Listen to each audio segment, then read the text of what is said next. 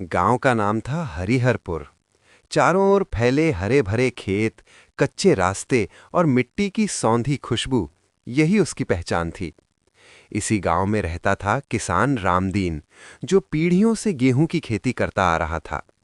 उसके पिता कहते थे, गेहूं सिर्फ फसल नहीं, हमारे जीवन की रीढ़ है। रामदीन ने यही बात अपने दिल में बसा रखी थी। कार्तिक का महीना शुरू होते ही रामदीन के खेतों में हलचल बढ़ गई। खरीफ की फसल कट चुकी थी और अब रबी की तैयारी का समय था। सुबह सुबह वो अपने बैलों के साथ खेत पर पहुंचा। हल की पहली लकीर जैसे ही मिट्टी पर पड़ी, रामदीन को अपने पिता की याद आ गई। मिट्टी भुरभुरी थी, लेकिन बारिश कम होने के कारण उसमें नमी कम थी। फिर भी रामदीन ने हिम्मत नहीं हारी। उसने इस बार उन्नत किस्म के गेहूं के बीज चुने थे, जो कृषि विभाग से मिले थे। गांव के कुछ किसान उसका मजाक उड़ाते थे, इतनी मेहनत किस लिए, वही पुराना बीज ठीक है। लेकिन रामदीन जानता था कि समय के साथ खेती को भी बदलना पड़ता है। बीज बोने से पहले उसने खेत में गोबर की सड़ी हुई खाद डाली। उसे विश्वास था कि रासायनिक खाद के साथ साथ जैविक खाद भी जमीन की ताकत बढ़ाती है। बीज बोते समय वो हर कतार को ध्यान से देखता, मानो हर दाना उसका सपना हो। उसकी पत्नी सीता भी खेत पर आकर पानी लेकर आती और कहती, भगवान चाहे तो इस बार फसल अच्छी होगी। कुछ ही दिनों में खेत में हरी हरी कोमल पौधे उगाईं। गेहूं की नन्ही पत्तियां हवा में लहराने लगीं। रामदीन रोज सुबह खेत पर जाता, कभी सिंचाई देखता, कभी खरपतवार निकालता। जब खेत में जंगली घास बढ़ने लगी तो उसने समय पर निराई गुड़ाई की। वो जानता था कि अगर शुरुआत में लापरवाही हुई तो पैदावार पर असर पड़ेगा। पौष के महीने में ठंड बढ़ गई।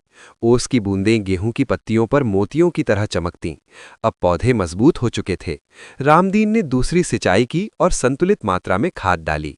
लेकिन तभी एक समस्या आ गई, कीटों का हमला। पत्तियों पर पीले धब्बे दिखने लगे। रामदीन घबरा गया। वो सीधे कृषि अधिकारी के पास गया। अधिकारी ने उसे सही दवा और छिड़काव का तरीका बताया। रामदीन ने सावधानी से दवा का उपयोग किया। कुछ ही दिनों में फसल फिर से स्वस्थ दिखने लगी।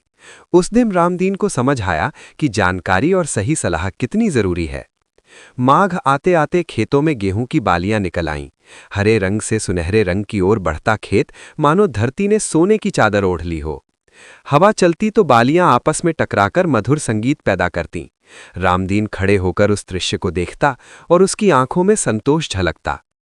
फाल्गुन के अंत में गेहूं पूरी तरह पक चुका था। कटाई का समय आ गया। पूरा परिवार खेत में जुट गया। हंसियां चलती, बालियां कटती और ढेर लगते जाते। धूप तेज थी, पर थकान का नामो निशान नहीं था। रामदीन को लग रहा था कि उसकी महीनों की मेहनत रंग ला रही है। कटाई के बाद मड़ाई हुई। दाने साफ, मोटे और चमकदार थे। इस बार पैदावार पिछले साल से कहीं ज्यादा थी। मंडी में गेहूं बेचकर रामदीन को अच्छा दाम मिला।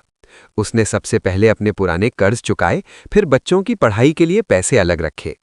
शाम को घर लौटते समय रामदीन ने खेत की ओर देखा। खाली खेत भी उसे सुंदर लग रहे थे, क्योंकि उसे पता था कि यहां फिर से एक नई शुरुआत होगी। उसने मन ही मन कहा, गेहूं की खेती सिर्फ पेट नहीं भरती, ये धैर्य, मेहनत और उम्मीद सिखाती है। उस रात रामदीन चैन की नींद सोया। उसके सपनों में फिर वही सुनहरी बालियां लहराती रहीं, आने वाले कल की उम्मीद बनकर।